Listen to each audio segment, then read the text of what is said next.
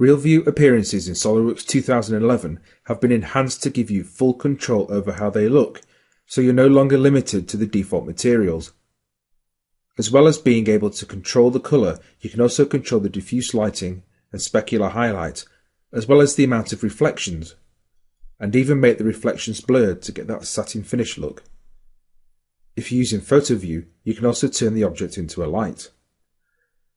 Some new surface finish types make the possible combinations of material properties almost limitless, making your models look fantastic.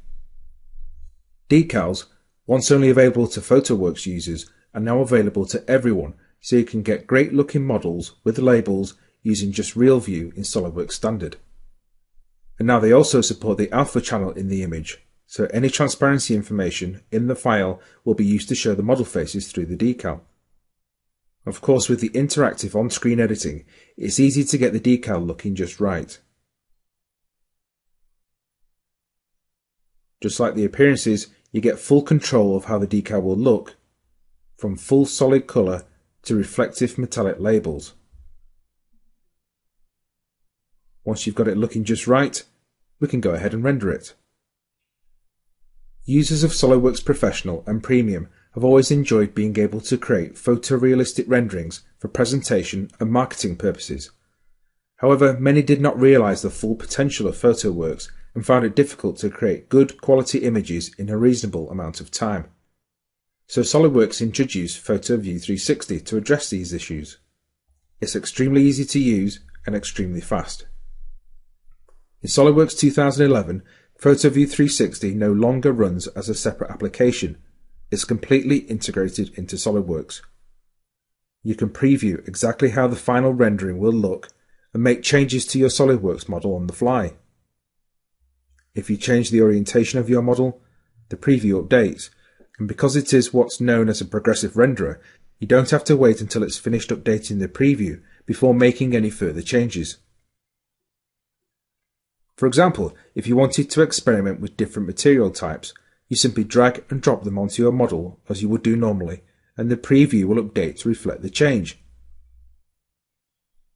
Likewise, if you wanted to change the scene, this also shows up in the preview window, so you know exactly what you're going to get.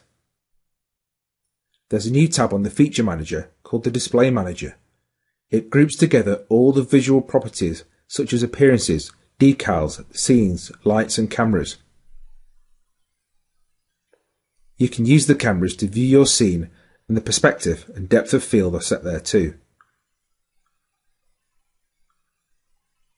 Let's do one final scene change and place this blender in the right environment, a kitchen. Shouldn't really be on the floor, so let's make some modifications to the scene and place it on the countertop.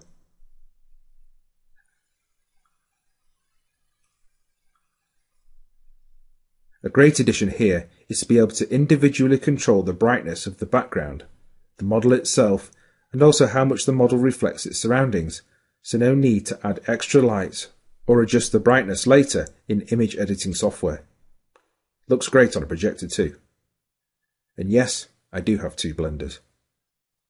PhotoView360 will now use lights from SOLIDWORKS too, so to make this image a little bit more realistic, we can simulate the sunshine coming through the window, lighting the blender, casting shadows, and adding glare as well.